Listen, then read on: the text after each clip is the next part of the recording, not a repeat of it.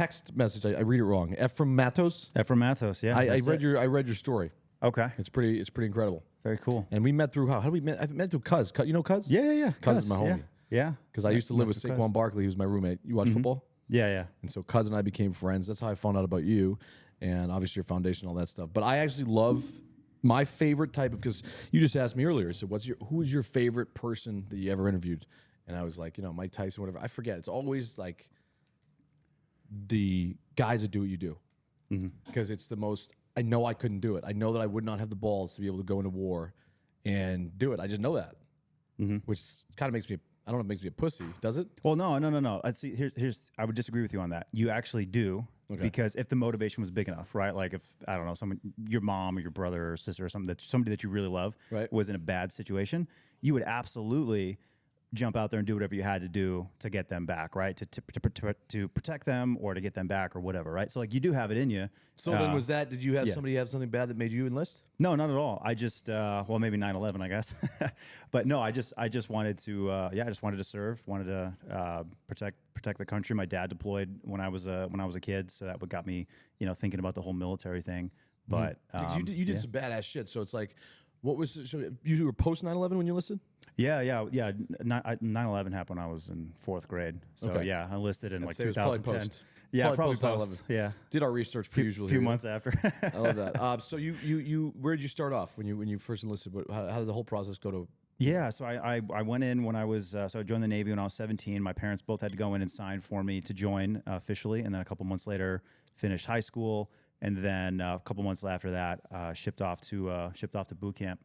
And then went straight into the Navy SEAL pipeline and went through that whole crazy rigmarole, and somehow survived that. And then, finally got to deploy as a SEAL and go downrange and do the job. Yeah. So from start to exit, excuse me, how long? So from the point that I left for boot camp to the point that I was off on my very first mission as a Navy SEAL was 3.5 years of training.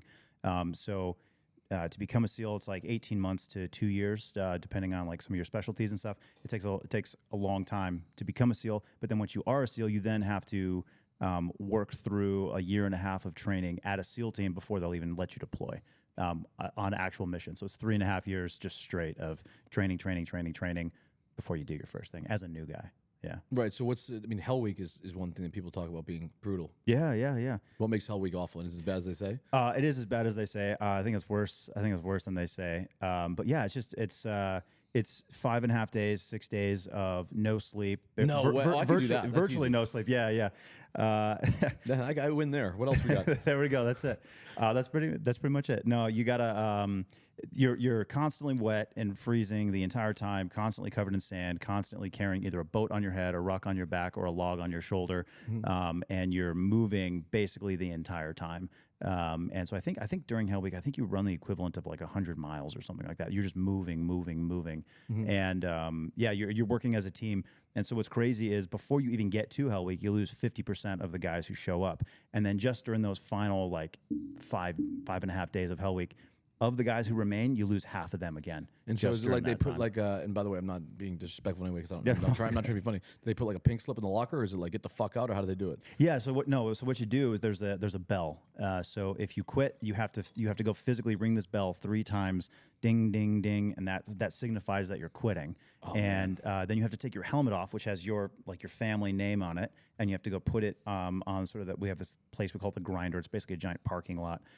Where you do push-ups and PT and stuff like that, and you have to put your helmet down next to all the other guys who quit. So it's like a public thing that you have to do. So it's like they're shaming you. I don't know. I'm being honest. I'm asking. I don't know. No. That's a fair question. No, it's not. It's not really shaming necessarily. It's just you're just signifying that you're out. They're not trying to shame you. But for the guys who don't quit. Yeah, like I looked at that as like shaming. Like I'm not going to take my helmet off that has my father's name on it, Matos. I'm not going to take that off and quit and put that down next to all the other guys who quit. Like that's not going to happen. How are you not like tempted to just beat the shit out of a drill instructor? Like who's screaming in your face the whole time? Well, I ask dumb questions. I know. But like, no. It's like I would just if somebody screaming, I'd be like, shut the fuck up. What happens if you do that? Oh, they just kick you out. Yeah, so you have to. you can't do that. Okay. Yeah, no, you absolutely can't do that. You got to be disciplined. Well, that's part of the game. That's part of the game, right? So you're preparing for war. You're preparing for combat, and in combat, you've got anger, you've got emotions, and like your blood is boiling. People are trying to kill you, and in those moments, you have to make very critical, split-second life or death decisions on who you shoot, who you don't shoot, if I'm going to go left or if I'm going to go right. Like, you have to make these critical decisions under extreme emotional duress in combat as people are trying to kill you, right? So when you're in training, if somebody's screaming at you and you're freaking out about that and you're getting all butthurt about that, like, you're not the right guy for the job. Right. Yeah. Would you say right now, kids did what you did so many whatever years ago? Is it a good time? Is it a different time than it was when you joined to join? Like to go through the pipeline now. I imagine it's pretty much the same. Like the SEAL instructors, they're very intentional about maintaining the standard and even trying to increase the standard. So I don't know what the exact training is like at the moment, but I assume it's either the same standard that I went through or hopefully even a little bit higher. But what was the worst time to go in? Probably in a sense of that's a tough question, because if you ask somebody like that, like you, probably you'd have a different answer. But the most dangerous time to go in where the threat level was the highest. Oh, yeah, the threat level was definitely much higher when I was going through before. Because now we don't have much active stuff going on. We're out of Afghanistan. Not as much, right? But the thing is, here's the thing. We want to go in, like guys who are going through the SEAL training pipeline, they are seeking war. They want to go to war. So guys are looking for, guys that are joining now are, they have a recruiting problem now because there aren't the wars to fight, right? So I joined up specifically because I wanted to go downrange and do the job.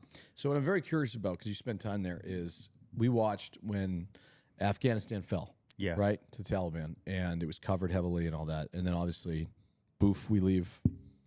What is the current state of Afghanistan right now? The current state of Afghanistan is the Taliban have basically set up a government. That's something that people need to understand about.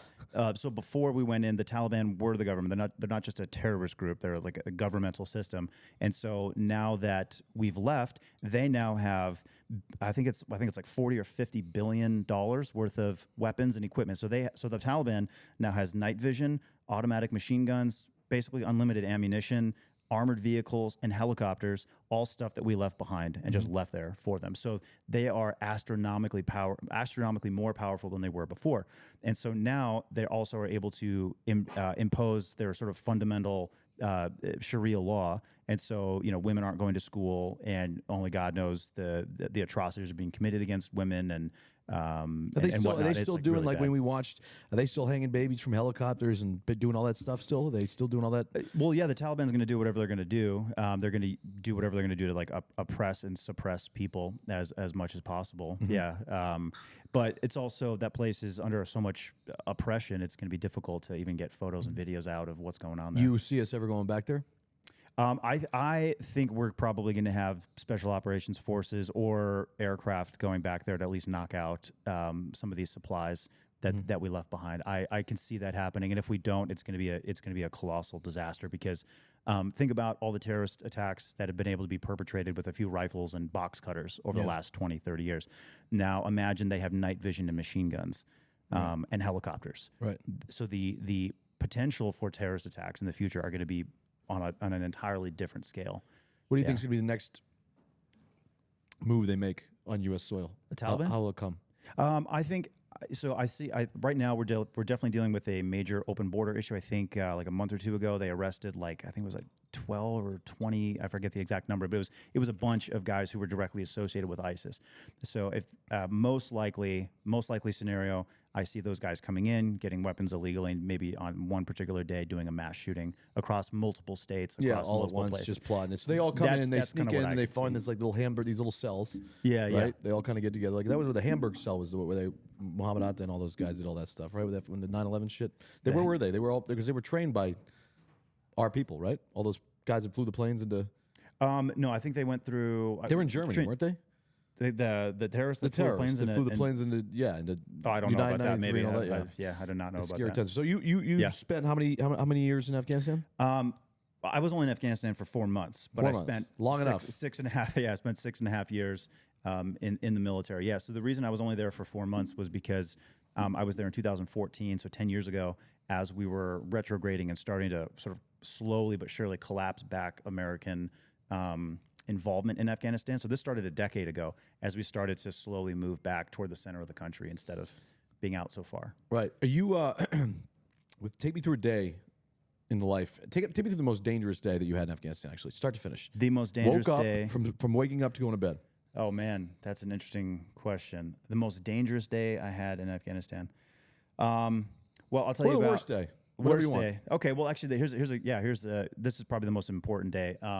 So we woke up at, I don't know, 2 or 3 o'clock in the morning. We get prepped to go on an operation, and our operation is literally just a presence patrol. So we're just going to walk through bad guy territory and try and pick a fight with them, and so we can call in airstrikes and take them out. What's the reason? Again, let me cut you off. But what's the reason by you're causing a fight with them? Because our job is to hunt down the Taliban and kill them. They're trying to avoid us. We want to draw them out into the open. Got it. So we can have the opportunity to fight them. Okay. Because we're stronger. So if we can get them to come out, we can. And it's all we shoot can to kill. lay the smackdown. Every single yeah. This is shoot not to kill. policing. This is not policing. If you see a weapon, you're dropping the guy. Absolutely. So, yes, we get up at 2, 3 o'clock in the morning. Our presence patrol starts around dawn. We walk out into bad guy territory. As we're walking along, it was actually beautiful. People are out sort of tending their fields and whatnot. And we come across a backpack sitting on the side of the road. And it's like a little girl's backpack. It was like pink. It might have been like a Dora the Explorer backpack or something. I'm not sure. Anyway, our bomb sniffing dog, smelled it, realized it was a bomb, and gave the signal that it was a bomb. Do they sit? The dog sits? Yeah, the dog just sits. Yeah. And so then our bomb technician went up to it, put a charge next to it, blew it up in place. So now the Taliban, they saw this. Obviously, they hear the explosion, they see the dust and all that. So they think that we hit the IED. They think that we've got wounded, right? So they come. Basically, their intention was to swarm us because they think we've got wounded. This is their opportunity to hit us while we're down. And they have the advantage.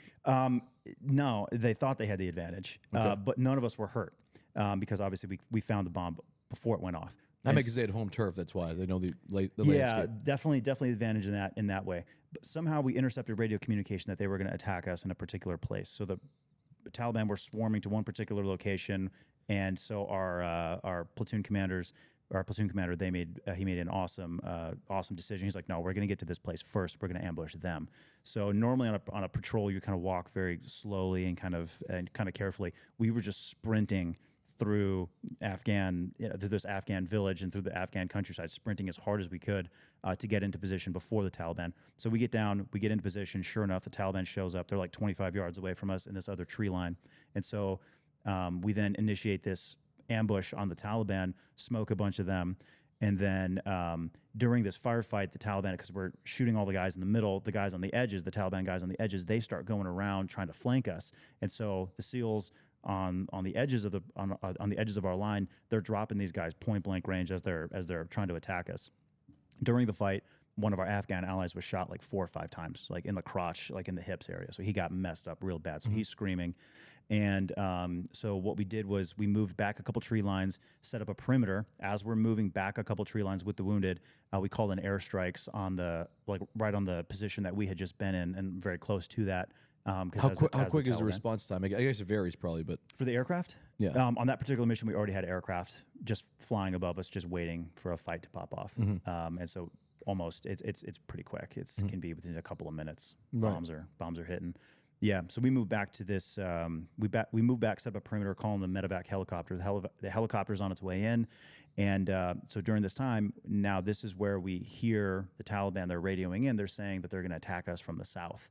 And the reason that's significant is because just the way the perimeter was set up, I was the farthest guy to the south, covering this one particular sector out in the open. And so the Taliban, they were like, yeah, we're going to attack from the south, all this stuff. And so I was prepared. I had a machine gun with me. And so I'm ready there, laying in this field, waiting for this attack. And then so I start seeing heads. I start seeing heads bobbing in the trees. Jesus Christ. And I'm like, all right. But I'm like, all right, we talked before about like, you got to be calm. So I'm like, all right, wait till you see a weapon, And so I'm watching, and all of a sudden I see these heads get closer and closer to the edge of the tree line. And all of a sudden they pop out, and it's not Taliban. It's 2 little girls. One's maybe 8 or 10 years old. The other one's like maybe 5 or 6. And they're running straight at me. And they're both wearing the same kind of backpack that we had just blown up an hour earlier. Fuck. And yeah, exactly. So they're running straight at me. And so I have to make this decision. They're crying. I put my crosshairs on the first girl's head.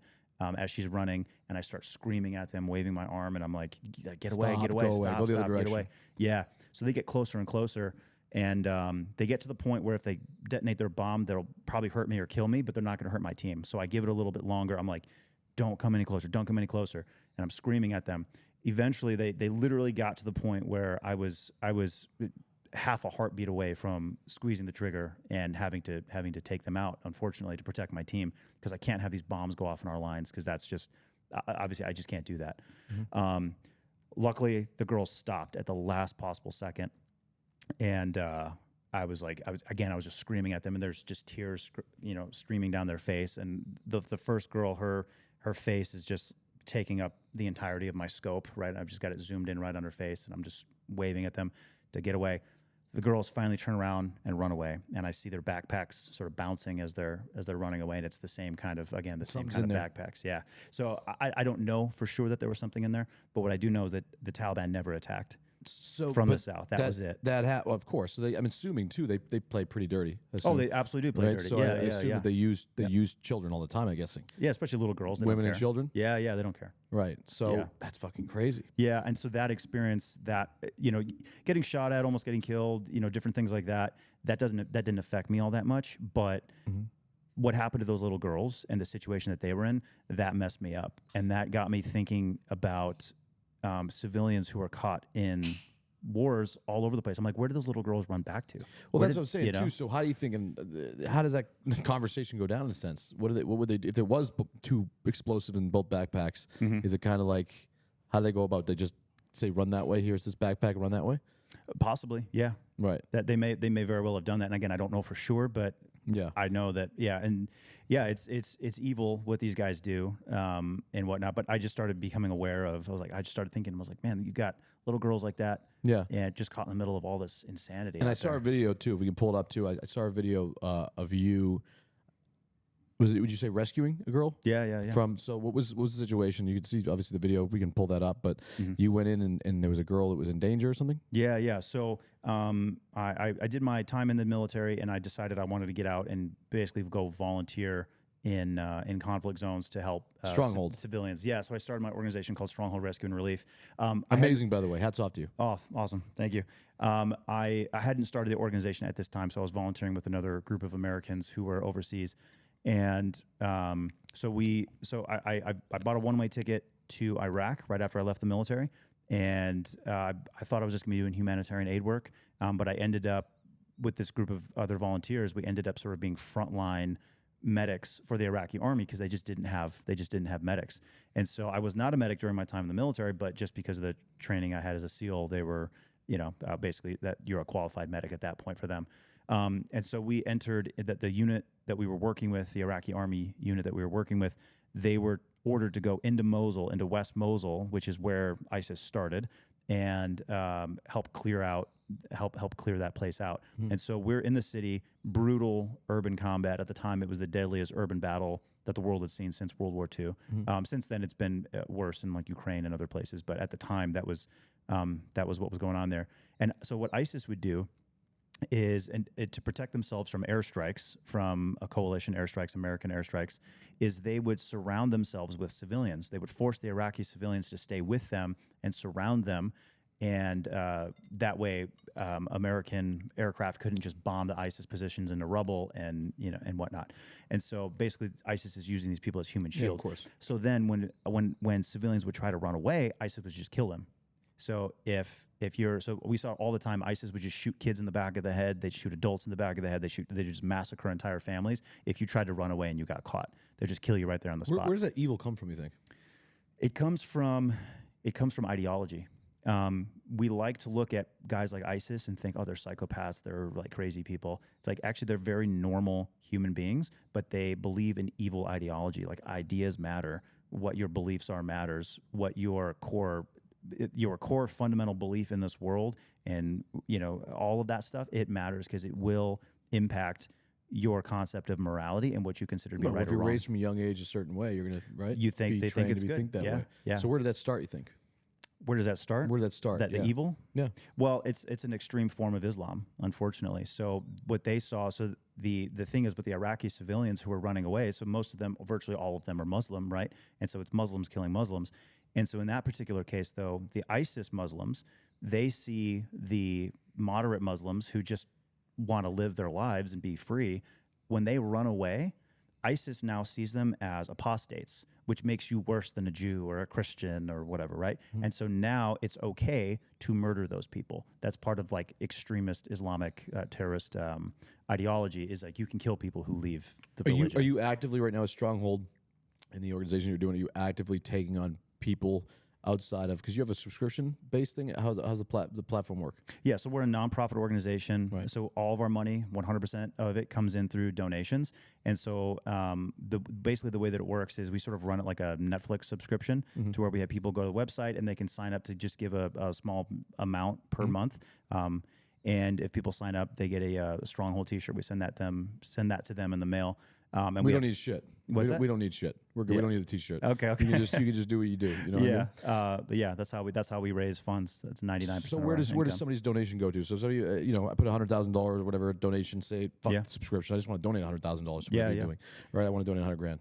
What does that go to towards you guys supplying just everyday cost of living, travel, all that? Our primary mission right now is in Burma. So of course we have overhead costs and we have teams. So we have full-time ex-military operators who work and do this job. So when we go into war zones to this day, the primary mission right now is in Burma, because it's a very, very difficult environment to operate in, and most people and most organizations just simply can't work there.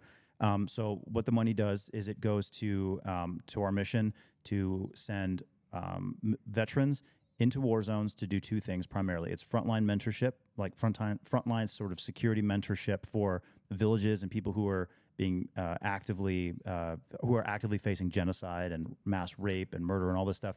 And the second primary focus of our mission is to extract people and run medical evacuations. So we're doing tons of medical training, and we really focus on safety and security. So like in Burma, we're putting in hundreds of radios, like handheld radios, so villages can communicate when the Burma Army comes in to rape and murder and massacre everybody. They know where to run, they know when it's coming, and they're able to get out of there. They also know when the aircraft are coming to bomb their villages. And so we put that in to help protect the civilians and to help get them out of there. We're also bringing in mine detectors to do mine clearance, because the Burma Army, they'll come in, massacre a village, or everybody will run away. The Burma Army will take over that village, and then when they leave a day or two later, during the time that they're there, that they are in that village, they'll put down hundreds, and I mean literally hundreds of landmines in that village to make sure that the ethnic minority groups can't come back and ever use that village. But people still do go back, and they try to pull up these landmines. Yeah. And so kids are stepping on landmines, women are stepping on landmines. What's the benefit for them to do that? They're trying to take over the country. So the Burma Army, they are the government, right? So it's like, imagine if the U.S. military took over America and the top general in the military was the president, right? You get rid of the president, you get rid of Congress, and it's just the army's in charge. Okay. That's what's going on in Burma. And so for them, it's conquest. They want to control all the ethnic minority groups. They want to control all the territory, because they can make a ton of money, right? There's lots of natural resources. There's gold. There's timber. There's all kinds of stuff in the mountains and all the ethnic minority groups. Territories. Also, they traffic a ton of drugs. They make a lot of drugs. The Burma Army does, to feed their army. So it's an army for the sake of having an army, and it's conquest for the sake of conquest. There is no moral greater good to it. They just want to conquer and control the entire territory and subjugate everyone else. This is how bad I am geography-wise. Where is Burma? No, it's a fair question. It's right between India and Thailand, right below China. Okay. Yeah. I remember Southeast Asia. Yeah, I remember. What was that movie? I think Sylvester Stallone, he said Burma is a war zone. What movie was that? Yeah. So I think it was it's Rambo 4. Rambo 4. Rambo 4 takes place in Burma. Yeah. So actually, if people want to go check out that movie, that kind of gives obviously a Hollywoodized synopsis, but all the atrocities, all the stuff that you see in that movie is what actually is happening there. What was like a proud moment for you? Obviously, you started the organization. I started the organization with nothing. I sold my home in San Diego to have the seed money to get it started. Again, it's a nonprofit, but eventually we were able to make it into what it is today. And so it was like a kind of a proud moment for you, and obviously during probably sad, brutal times, like where you said, "Oh shit, we're actually having an impact here." and these donations and all these subscription these things that you're getting people to sign up for and put their money towards, obviously a good cause. But what was a moment that happened there where you're like, fuck, we actually did something that, So on a small scale, just on an individual scale, it's like I've personally treated, and the guys on our team have treated and saved, at this point, it's got to be in the hundreds of lives, maybe even the thousands. I don't know. It's like an insane amount of just individual stories of wounded soldiers, women who've stepped on landmines, whatever. And like our team is in there evacuating them and helping them. So there's a lot of individual stories. As far as an organization as a whole, probably our best success story was it was actually it was a little over a year ago. The Burma Army went into a village that we had never been into, had never worked in. The Burma Army went in there, massacred everybody, killed everybody, burned the bodies, and we were like just a couple miles away working in a different area of Burma. And so the Burma Army did that, and then like a month later, the Burma Army tried to do the same thing, but in an area that Stronghold had just been working in constantly for about 2 months. Because like when we go on missions, it's not like a 10-day missions trip to take photos and leave. It's like, no, we're going in there, we're living with the people at the front line and really setting up permanent capabilities. So we had set up an early warning system. We had set up a medical evacuation system. We had done hours and hours of training with civilians and with defense forces on medical stuff and what to do and how to react when these situations happen. They fucking hate you. Burma Army? Yeah, for sure. They tried to kill me in December. So the Burma Army tried to. So the Burma Army, they came in and tried to hit these several villages, but everybody responded so quickly, and a couple of people were still killed, unfortunately, by mortars and airstrikes. But the Karen people, the tribe that we work with, they immediately reacted. They treated their own wounded. They evacuated their own wounded, and they got all their people out and got everyone to safety. And the best part of that event was there were none of my Western staff, myself and none of my Western staff were in the country at the time. They did it completely on their own. I call it charity with dignity. Everything we do is focused on enabling the locals to stand on their own without us. So we're there, we support them, but we heavily invest in their capability to stand on their own because we can't be there forever. Mm-hmm. And if you're having the worst day of your life, it's not you just watch your wife die, you've lost your home, you don't know where your kids are, you're running through the jungle barefoot, and you finally get to a place where there's food and shelter, and and now imagine you walk into that situation and there's just some like dude from America taking a selfie with his his phone and giving you like a bowl of rice and giving you a hug while he's taking a selfie of you, right? Like that's not great. Now imagine a separate situation, and it's a local, it's somebody speaking your language who's gone through what you've gone through, mm-hmm. and they are the ones that are there to help you, and we're in the background, so it's enabling this, but yeah, we call it charity with dignity. Are you going to ever take it outside of Burma to different places? Oh yeah, we're all over the place. Okay. We've got stuff going on in Africa. We do smaller missions around the world. The more support we're able to raise, we want to do more permanent things. But yeah, we've worked everywhere. I was in Kyiv when the Russians were advancing on Kyiv. We were in Israel just a few weeks after October 7th, up in northern Israel, bringing in a bunch of medical supplies because Hezbollah was firing rockets into northern Israel, and helping the people there deal with that situation. We've been in Haiti, Mozambique. We got guys going into Malawi soon. So we're all over the place wherever we needed, but our primary focus at the moment is Burma. And so outside of just obviously, resources and all that, if say somebody like was a veteran mm-hmm. that wanted to come and do what you're doing, how, because I'm guessing it's both sides. You want to mm-hmm. raise money for all the different things you're doing and helping, but also probably getting manpower is important too, or no? So manpower is important. You have to have the right guy for the right job. Unfortunately, we don't have enough money to hire a bunch of dudes. We've already got guys sort of stacked and ready to go. Okay, if we're able to bring in more. Are you ever open to taking in more people? Oh yeah, absolutely. We want to bring in more people, but that's just a matter of the organization growing to the point right. Well, it requires more funding. Yeah, more funding. Yeah, there it is. There you go. Right? Yeah. That's the only thing. That's crazy. So, what is the best way for somebody to go and donate or sign up for this thing? Is stronghold.com or strongholdrescue.org. Okay. Yeah, they can just go check that out, and all of our information and stuff is in there, and that's where they can. That's great. You're a fucking. I'm sorry. I love you. You do great. You're a fucking maniac. That's insane. In the nicest way possible. It's so scary. Like I couldn't do it. Not being a dick. Yeah. I couldn't fucking do it. I don't know. Would you go in and fucking in the middle of this shit? I can't. Now I feel like an asshole, but I don't know if I could do it. Yeah. I don't know. That's why it's like, yeah, obviously you guys have got. I love sitting down with people like you because it's like, dude, the balls on you fucking guys are insane. You don't even think. It's crazy because you're the most anti-selfish people in the world. Well, I mean, yeah, it's like, but I've also been trained for it and, volunteered for it. Again, like I said at the beginning, you could, I wouldn't sell yourself short. You could do it if, again, you had big enough reason to and whatnot. Right. So, but yeah, I appreciate the compliment though. Yeah. So, I mean, what's the most scared you've ever been in your life? So actually that's a perfect opportunity to finish the story I was talking about before about I Iraq. cut people off in stories too. No, it's all good. No sweat. No, it's all good. That's the perfect segue. No, it's all good. So I'm in Iraq. We're working with the Iraqi military. They're clearing through Mosul. And again, ISIS is killing all these civilians. Well, one day we came across a massacre where ISIS had killed about 200 people, and all of their bodies were just laying in the street right in front of ISIS headquarters. And so within those piles of bodies, there was a little girl who was still alive. And so again, this is maybe 50 or 100 meters away from ISIS headquarters, broad daylight. This little girl is just laying there next to her dead mother. We believe it was her dead mother. And that girl's basically getting baked alive by the sun. She's not going to survive the day or the night, probably. She'll die just from exposure to the elements. It's Iraq in June, right? So we say, like, all right, we've got to go do something to save this girl. So we talked with the Iraqi military, and they agreed to send a tank straight into ISIS territory. And then the Iraqis also called the U.S. military, and the U.S. military fired a smoke screen. They put a drone overhead, saw the massacre, agreed to fire a smoke screen for us. And so myself and 3 or 4 other guys, we charged straight into ISIS territory, like literally 50 or 100 yards away from ISIS headquarters. Of course, their headquarters was in a hospital, as they do. And so ISIS immediately starts firing through the smoke, sort of blindly at us, thinking that they're under assault, and they're launching mortars and rockets and stuff. So these explosions are going off in front of us and behind us, and bullets are flying everywhere.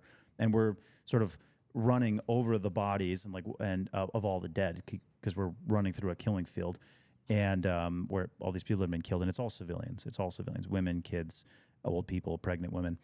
And we get up to where the little girl is, and the guy on the team, he was a leader of our squad, David Eubank. He ran out and grabbed the little girl, and then my buddy Sky Barkley, he and I jumped out from behind the tank and laid down, covering fire directly into ISIS positions, while Dave grabbed the little girl, brought her back behind the tank. So during that, we then had to reverse back and get back into good guy territory. So the tank. How long is that? How far is that to go to good guy territory? Distance-wise, a couple hundred yards, but time-wise, it's a few minutes. Mm-hmm. And again, keep in mind, bullets are flying past you at every half a second. Mm-hmm. So it's forever. It's an eternity. So as we're moving back, the tank can't see us. It's literally just backing straight up, and we can't communicate with it because it's Iraqi soldiers in there. We don't speak Arabic. And so as we're moving back to safety, a burst of machine gun fire comes in from the right and hits me in the leg. Goes right through my calf, through and through. Missed the bone, thank God. So I get hit and I fall down, and I fall down right behind the tread of this tank. And I was sort of in shock, sort of stunned is a better word. I was stunned, and I was like looking at my leg, and I knew I'd been shot, and I was thinking, is my leg intact? That's all I could think about was the fact that I'd just been shot. And so the guys, they started screaming at me and hitting me.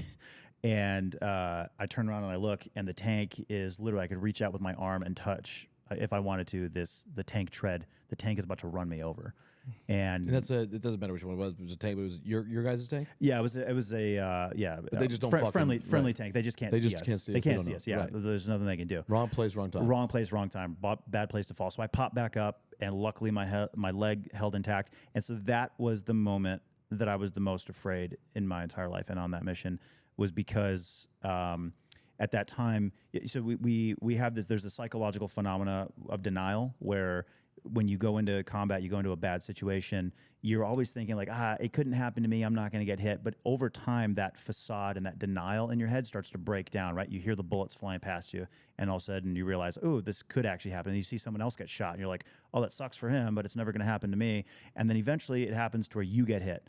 And any sort of pretense, any sort of denial you have in your head that it can't happen to me and that I'm going to survive this goes away completely. And you are fully sort of psychologically naked at that point and completely exposed. Mm-hmm. And it's just, dude, you could die any second now. Mm-hmm. You are living in the last moments of your life potentially. And as these bullets are coming in. So moving back, putting a tourniquet on my leg, watching blood pump from 2 holes in my leg, tripping over the bodies of dead children, under fire, explosions going off, machine guns flying everywhere, or bullets flying everywhere.